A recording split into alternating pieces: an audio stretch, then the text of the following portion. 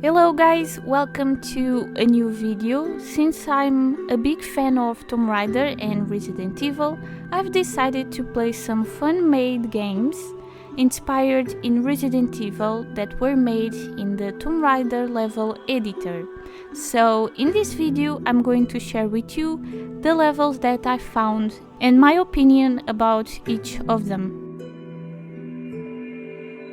In this game, Lara was changed to look similar to Jill Valentine from Resident Evil 3. The game takes place in the early part of the mansion from the first Resident Evil. So it was interesting to go through the different rooms and compare it to the original game. There is plenty of backtracking to pick up keys and open up new areas. The game is short and easy. I think you only die if you want or if you are really bad, because most enemies are zombies that are easy to kill or escape. And we never have to jump holes, which are always a danger if we fail. Maybe the creator didn't have them, because in Resident Evil the characters don't jump. But then I remember that we had to jump to shoot the lion's tongues, so I don't know what to think about these details anymore. The game doesn't have a plot either. The objective is just to catch the antivirus.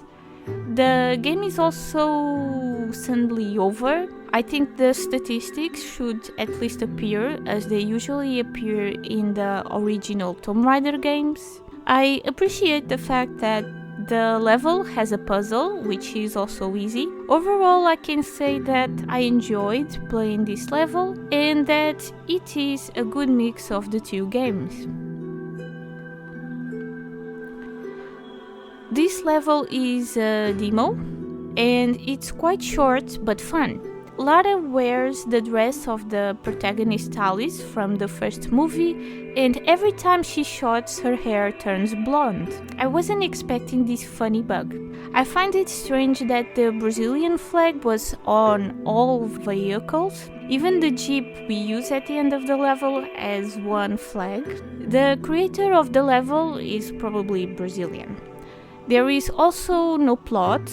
I did enjoy this little level and I wish there was a complete version of it, and there is not much more that I can say about it since it's too short.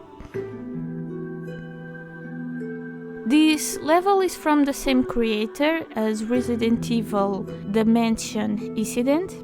They are very similar, but in this level there are already improvements, such as having a final boss fight. This time the statistics appear at the end of the level. There are stronger enemies, which makes the game more difficult. The only negative things I have to point out is the fact that it was quite difficult to figure out how to get the card under the fallen helicopter, and also the fact that the zombies managed to get through the walls and objects. It was annoying, for me at least. This time Jill Lara sometimes comments on things, which I thought it was cool. I also loved to explore the police station and use one of the cars to get out of there. I wasn't expecting that part actually. This demo is basically an alternative version of the beginning of Resident Evil 2. I loved this level. I found it more complete and with a fantastic atmosphere. I was amazed that were cutscenes and that the tyrant appeared, but I was expecting that he would be tougher. He died really fast. I really liked the references to other games and animes. I just really missed a puzzle in the game. I also found it funny how the level creator promoted his YouTube channel in the game. I wasn't expecting to see Leon at the end, much less to see a poster of the YouTuber Ink Ribbon. I thought it was fantastic that we played with a mode faithful to Claire, and that it was also possible to wear Lara's clothes. I also love the fact that this is the only level where you have more enemies from Resident Evil games. And the fact that we can only save the game on typewriters was also a nice touch. The game also has a random mood that is part of the YouTuber style, and in the end I hope to see the final project in the future. I left this game for last as it is the longest, having several levels.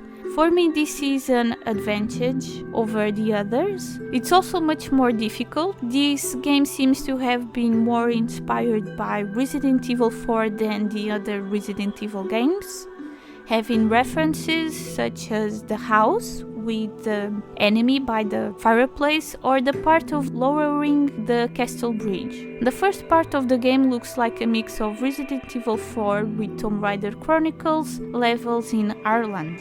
But in the next part, it starts to look similar to the last level in Greece of Tomb Raider 1 and Tomb Raider Anniversary, with that part that has crocodiles, and another level also in Greece where you get several keys. And I guess the game completely loses the inspiration of Resident Evil games. It starts to just be a typical Tomb Raider game.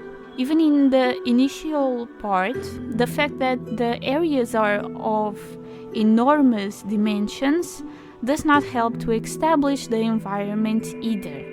Because in Resident Evil, there are usually smaller locations. This time we play with Lara, who has an outfit very similar to the one she uses in Ireland, and uses also the typical dual pistols. The gameplay involves more platforming, which is not the style of Resident Evil games. The only thing I really didn't like is the fact that you get infected if you touch the zombies, which was very annoying, at least for me. It should be only when they attack us. I also wish there had been more Resident Evil enemies besides the zombies. What I really like were the cutscenes, even if they are short.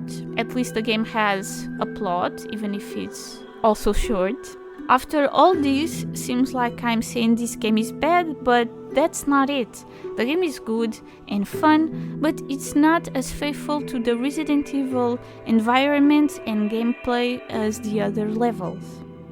And these were all the games. I enjoyed them all. I think my favorites were Resident Evil Back to RPD and Resident Evil Retold. And I hope to play more games like all of these in the future.